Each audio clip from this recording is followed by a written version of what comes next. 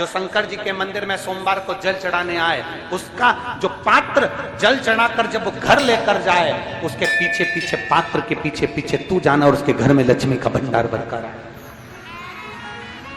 लक्ष्मी बेलपत्र के वृक्ष के नीचे तू विराजमान हो जा। उस बेलपत्र के वृक्ष के नीचे जो बुआरी लगाए, सेवा करे, चाकरी करे, एक बेटी को जैसे बड़ा करते हैं वैसे बेलपत्री के वृक्ष को जो बड़ा करे, बेलपत्री के वृक्ष का जो पालन करे, पोषण करे, उसकी संभाल करे, उस बेलपत्री के वृक्ष को जैसे जैसे वो उन्नति करे, वैसे वैसे उसके घर में समृद्धि बढ़ते जाए, उसके घर में वैभव बढ़ते जाए। ये शंकर भगवान माता लक्ष्मी से करे। 2 या 3 सोमवार में, ज्यादा हमको नहीं करना है, 2-3 सोमवार भी आपने कर लिया तो कर लिया। लग रहा है कि ये बीमारी समाप्ति नहीं हो रही, पकड़ के बैठ गई, ये तो छूटी नहीं रही। डॉक्टर अपना काम करें, या कोई ऐसी बात है कि अदालत में कोई केस चल रहा है, या प्रशासनिक कोई तकलीफ आ रही है, या अपने घर में कोई व्यापार से जुड़ी हुई या कोई धन से जुड़ी हुई कोई प्रॉब्लम है और वो समाप्ति नहीं हो रही, बहुत आप लोग ये बेलपत्री, इसके मध्य की जो डंडी है, इस मध्य की डंडी में चंदन लगाकर 7 दाने चावल के लेकर आप जब द्वार में से मंदिर के अंदर प्रवेश करते हैं, जैसे मंदिर का मुख्य द्वार है, मुख्य द्वार से मतलब शंकर जी को जब जल चढ़ाने के लिए हम लोग अंदर जाते हैं,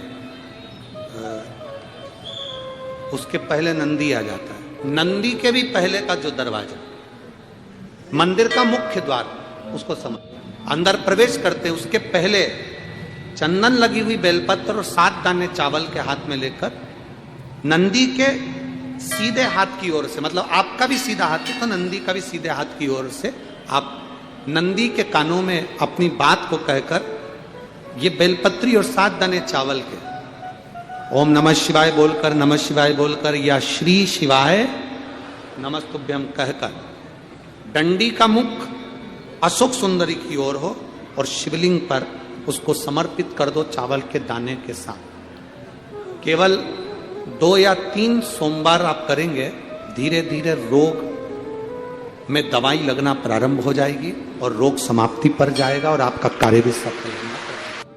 5 दुर्वा, 5 पुष्प और 5 लोटा जल, 5 बेलपत्र के साथ, 5 पुष्प के साथ, 5 दुर्वा के साथ, लोटा जल, सोमवार के दिन शिव जी के मंदिर में प्रातः के समय पर बाबा को 1 बेलपत्र, 1 दुर्वा, 1 पुष्प, 1 लोटा जल समर्पित कर कर थोड़ी देर रुककर श्री शिवाय नमस्तुभ्यम या पंचाक्षर मंत्र ओम नमः शिवाय स्मरण कर कर, महामृत्युंजय मंत्र का स्मरण कर कर, फिर बेलपत्र, फिर दुर्वा, फिर पुष्प, फिर जल, ऐसा 5 बेलपत्र, 5 दुर्वा, 5 पुष्प, 5 पात्र जल तुम रुका जी का नाम लेकर समर्पित कर कर उस जल का आचमन करिए। 5 सोमवार या 7 सोमवार करिए, बाबा गर्भ अवश्य ठहराएगा और संतान अवश्य हो। तुम रुका जी के नाम का स्मरण ही जीव का आनंद दे जाता है। आरती होने के बाद में कर्पूर गौरम जब हम गाते हैं और उसमें कपूर को अग्नि में डालते हैं, कपूर को अग्नि में दिया जाता है। आपको सबको कथा में हमने पहले भी वर्णन किया कि कपूर किसका प्रतीक है। जो आरती के बाद में कपूर लगाया जाता है वो किसका प्रतीक है।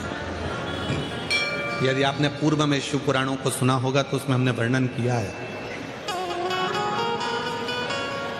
पूर्व में अश्वमेध यज्ञ होते थे। अश्वमेध यज्ञ का जो अश्व होता था वो पूरा दिग्विजय करने जाता था, फिर वो अश्व आता था और उस अश्व को अग्नि की साक्षी में दिया जाता है। अब आज का व्यक्ति तो इतने सारे अश्वमेध यज्ञ नहीं कर सकता। आज के व्यक्ति के पास टाइम भी नहीं है तो वो यज्ञ भी बड़ी मुश्किल से कर पाता है, हवन में भी बड़ी मुश्किल से बैठ पाता है। अश्वमेध यज्ञ का पुण्य कैसे प्राप्त हो? तो भगवान राम जी ने अपने गुरु विश्वामित्र जी से यह पूछा था कि हमें, वशिष्ठ बाबा से पूछा था कि हमें अश्वमेध यज्ञ का फल रोज प्राप्त हो। हम अश्वमेध यज्ञ तो एक ही बार करें पर उसका फल रोज प्राप्त हो, उसके लिए क्या करना चाहिए? तो वशिष्ठ बाबा ने, विश्वामित्र जी ने उस अश्वमेध यज्ञ के अश्व को कपूर बना दिया और उस यज्ञ कुंड में छोड़ा। तो कहा वशिष्ठ बाबा ने और विश्वामित्र जी ने, जब संसार का मनुष्य अपने घर में नित्य आरती करता है, विशेष आरती में जब कपूर की आरती करेगा तो उसको अश्वमेध यज्ञ का फल उसी क्षण प्राप्त होगा।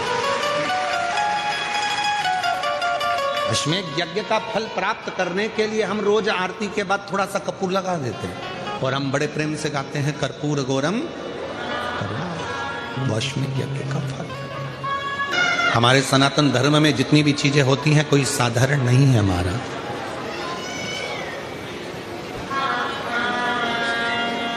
हमारे सनातन धर्म में जितनी भी चीजें हैं, हाथ में अगर हम मोली बांध रहे हैं, लाल लच्छा बांध रहे हैं, नाड़ा बांध रहे हैं, वो लाल पीला धागा बांध रहे हैं, क्यों बांधते हैं?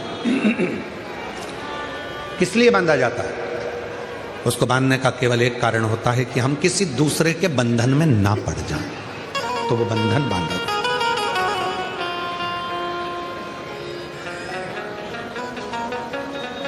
हमारे सनातन धर्म में माताएं तिलक लगाती हैं, बिंदी लगाती हैं, मांग भरती हैं। ब्रह्मांड के मध्य बिंदु में एक सूर्य रेखा होती है। सूर्य रेखा, सूर्य का रंग होता है लाल और सूर्य का रंग लाल होता है। सिंदूर, मांग में भरने वाला कुंकू लाल होता है, लाल कलर। जब माताएं अपने मांग में सिंदूर भरती हैं, लाल रंग का कुंकू या सिंदूर मांग में भरती हैं, तो उनकी सूर्य रेखा प्रबल हो जाती है। और यदि कोई माता पढ़ी लिखी भी नहीं होती है, कुछ भी ना पढ़ी लिखी है, तो भी अपने बच्चे को पढ़ाने की सामर्थ्यता उसमें तुरंत प्रकट हो जाती है। वो पढ़ा। छोटू भाई, पहले के समय में माताएं इतनी पढ़ी नहीं होती थी। जो बुजुर्ग माताएं हैं वो इतनी पढ़ी नहीं होती, पर अपने बच्चे को वो ज्ञान पूरा देती, अपने बच्चे को विद्वत्ता पूरी देती, विद्वत्ता ज्ञान पूरा देती।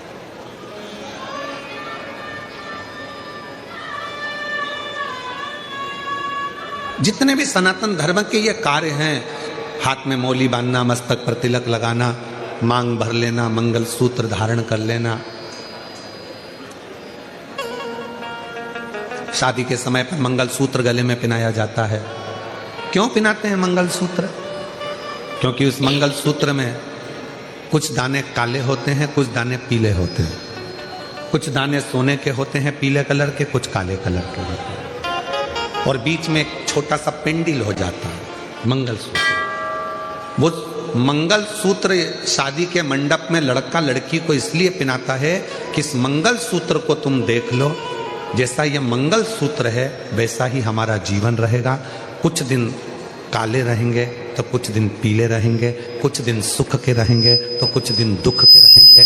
पर चिंता मत करना, ये सुख और दुख के दिनों में जब हम पूर्ण तरह से निकल जाएंगे तब आखिरी में एक पेंडिल आता है, उसी तरह फिर हमारी जिंदगी में एक आनंद का दिन जब शंकर भगवान ने, शिवजी ने अपने गले में वासुकी नाग को रखा, पर वासुकी नाग का एक क्रम था कि सारे नागों में वासुकी नाग ऐसा था कि हर 10 मिनट में वो विष को त्यागता था, विष छोड़ता रहता। और वासुकी नाग जब विष को छोड़ता रहता था तो शिवजी से कहा भगवान ब्रह्मा ने, ये वासुकी है, ये विष निकालता रहेगा, आप इसको गले में मत रखो। शंकर भगवान ने कहा भले ये विष छोड़ता है पर इसको मुझे अपने करीब में रखना जरूरी है, वरना कोई भी इसको स्वीकार नहीं करेगा, तो ऐसे तो तुम नष्ट हो जाओगे। शंकर भगवान ने कहा अच्छा करने वाले को दुनिया में किसी की सामर्थ्यता नहीं है कि कभी कोई नष्ट कर दे, उसको बर्बाद कर, किसी की सामर्थ्यता नहीं है। आप अच्छा कर्म करते चलो, आप अच्छा कार्य करते चलो, आप भूखे को भोजन, प्यासे को पानी, किसी गरीब बच्चे को शिक्षा की जरूरत है उसको शिक्षा दिलाइए, किसी को चिकित्सा की जरूरत है उसको चिकित्सा दिलाइए, किसी के बच्चों का विवाह है, नहीं है उसकी इतनी सामर्थ्यता, तो मंगल विवाह करने का प्रयास करें।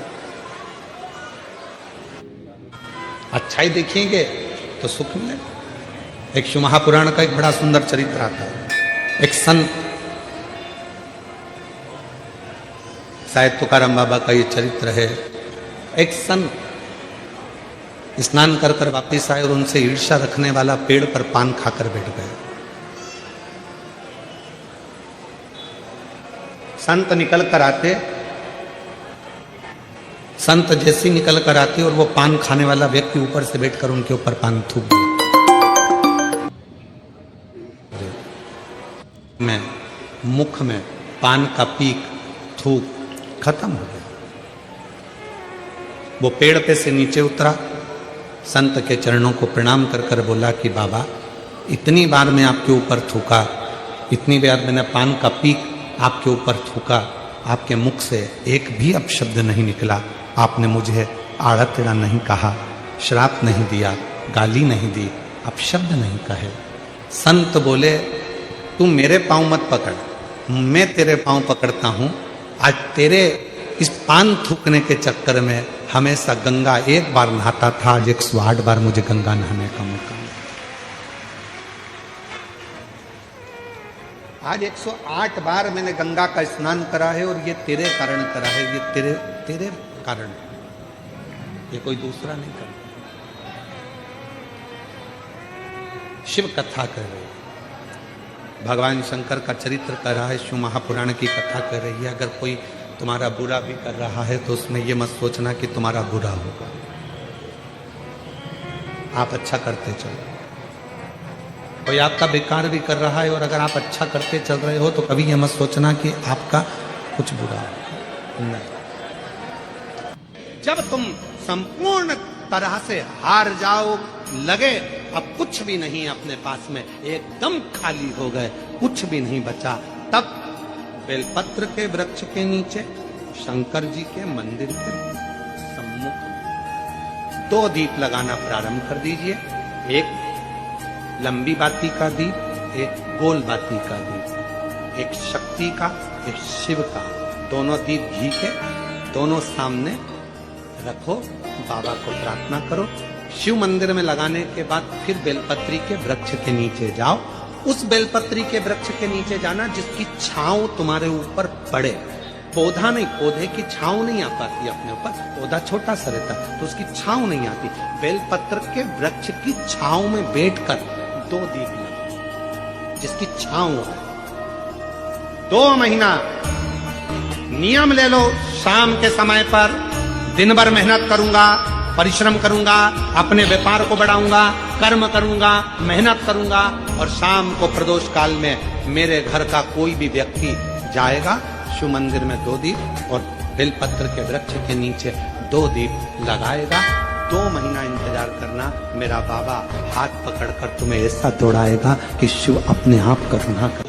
संपूर्ण दुख, संपूर्ण तकलीफ, संपूर्ण बीमारी, संपूर्ण कष्ट, संपूर्ण समस्या का हल करने के लिए 2 रुद्राक्षों का महत्व कहा है। बहुत सालों के बाद ये बात निकली है व्यासपीठ से। हो सकता है आप लोगों के भाग्य होंगे सूरत वासियों के, तो ये कथा में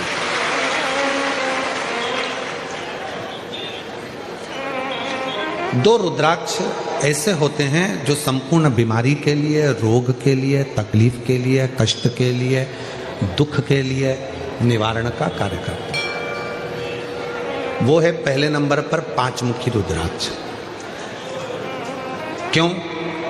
शिव पंचानंद है।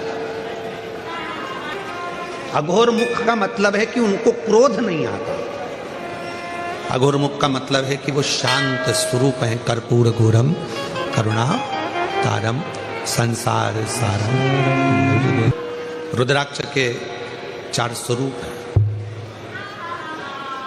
सफेद, लाल, पीला और श्याम।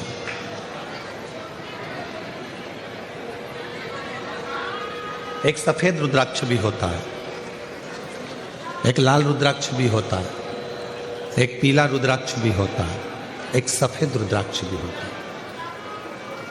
एक कमल रुद्राक्ष भी होता है, एक शालिग्राम रुद्राक्ष भी होता है।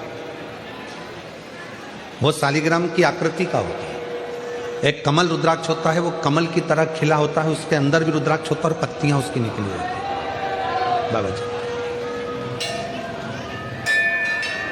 और जितने रुद्राक्ष होते हैं, एक मुखी से लेकर 14 मुखी तक शिव पुराण में वर्णन है, और एक मुखी से 21 मुखी तक स्कंद पुराण में वर्णन है। स्कंद पुराण में सारे रुद्राक्षों में, मान लो एक मुखी रुद्राक्ष आपको मिल गया, बाबा की कृपा है। अगर असली मिल गया तो ये शिव कृपा है, शंकर की करुणा, शिव की दया।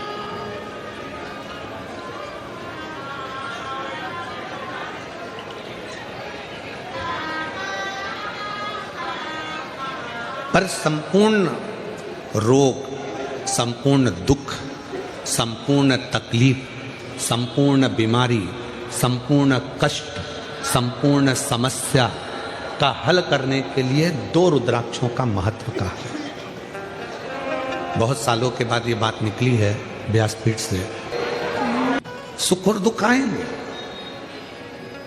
जिंदगी है। कभी भी याद रखना, कोई महाराज तुमको मिल जाए और कह दे कि मैं तुम्हारी जिंदगी में दुख नहीं आने दूंगा, समझ लेना पक्का बेवकूफ बना रहा। तुमसे पैसे कमाना होंगे, इसलिए वो कह रहा है कि तुम्हारी जिंदगी में दुख नहीं आने दूंगा। भगवान राम जी की जिंदगी में दुख आया, इतने बड़े बड़े गुरु जी उनके थे। भगवान कृष्ण की जिंदगी में दुख आया, इतने बड़े बड़े गुरु जी उनकी जिंदगी में थे। मां जानकी के पिताजी के यहां इतने बड़े बड़े गुरु जी थे, तो भी मां जानकी की जिंदगी में दुख आया। कहते हैं कि शंकर जी के मंदिर जाओ, 1 लोटा जल चढ़ाओ, घर का प्रत्येक बच्चा शिव के मंदिर जाए। क्यों कहते हैं? क्योंकि उसके कर्म का भोग उसको भोगना है। आज से अगर वो मंदिर जाना चालू कर देगा, लोटा भर के जल चढ़ाना चालू कर देगा, तो उसकी जिंदगी वो अच्छी बनाना प्रारंभ कर देगा, उसका जीवन सार्थक बनाना पड़ेगा। इसलिए उसको स्वयं को मंदिर जाना, उसको स्वयं को मंदिर पहुंचना, उसको स्वयं जल चढ़ाने जाना।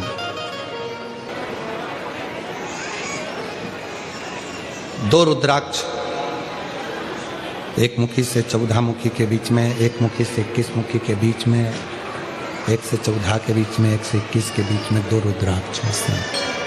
वो 2 रुद्राक्ष जो दुख को, तकलीफ को, कष्ट को, रोग को, बीमारी को, तकलीफों को मिटा दे, वो 2 रुद्राक्ष।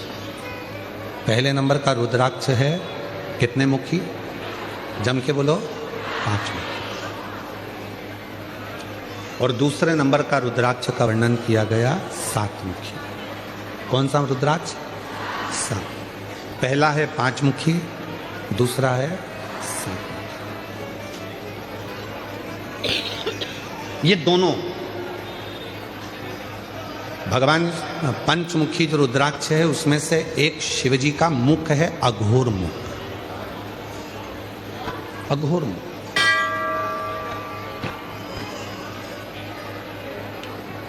ये लोग कहते हैं अघोरी है, ये अघोर साधना करता है, ये अघोरी है। अघोरी का मतलब, अघोर का मतलब होता है कि किसी को कष्ट ना दे।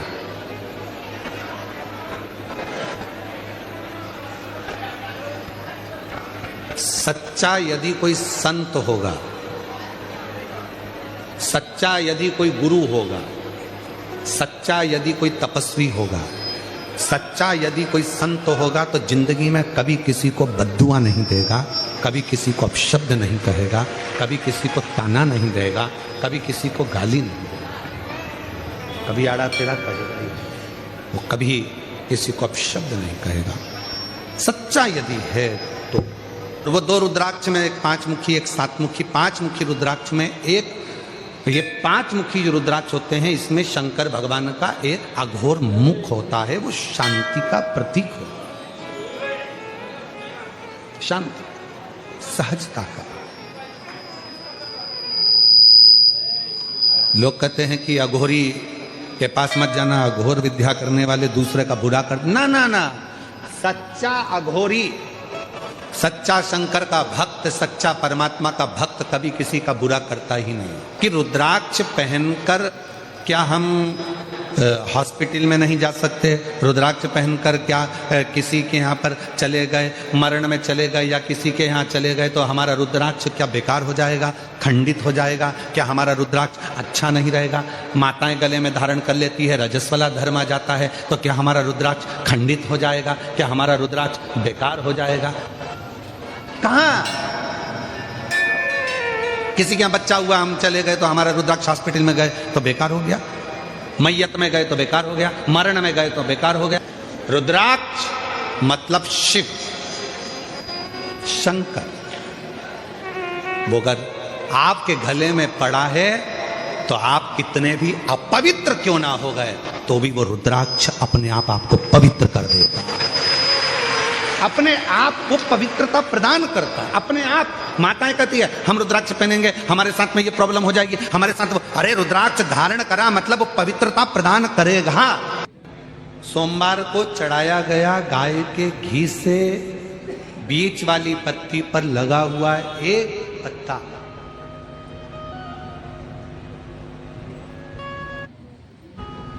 शिव जी का एक नाम है कृतिवासा। क्या नाम है? जम के बोलो जरा। कृतिवासा। या चिलम का नशा या चरस का नशा या अन्य अन्य नशे, किसी को बहुत नशे ज़्यादा करता हो और कोई नशे से युक्त अगर व्यक्ति है, बहुत नशेला व्यक्ति है, बहुत नशे में डूबने वाला अगर कोई व्यक्ति है तो शिव महापुराण की कथा तो यहाँ तक कहती है कि बेल पत्र के बीच वाले पत्ते पर, बेल पत्र के अगर बीच वाले पत्ते पर गौ माता का घृत, गाय के दूध से बना हुआ घी अगर बीच वाले पत्ते पर लगाकर शंकर भगवान को समर्पित करा जाए और वही पत्ते को उठाकर, उसी पत्ते को उठाकर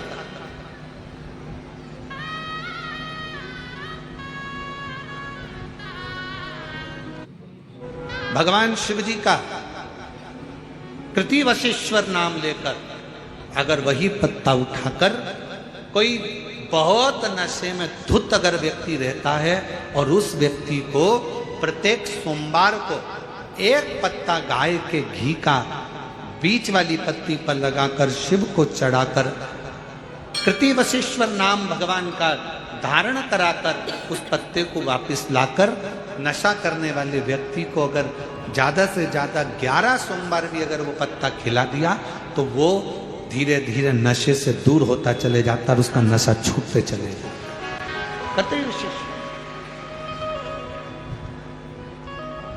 केवल एक सोमवार को चढ़ाया गया गाय के घी से बीच वाली पत्ती पर लगा हुआ एक पत्ता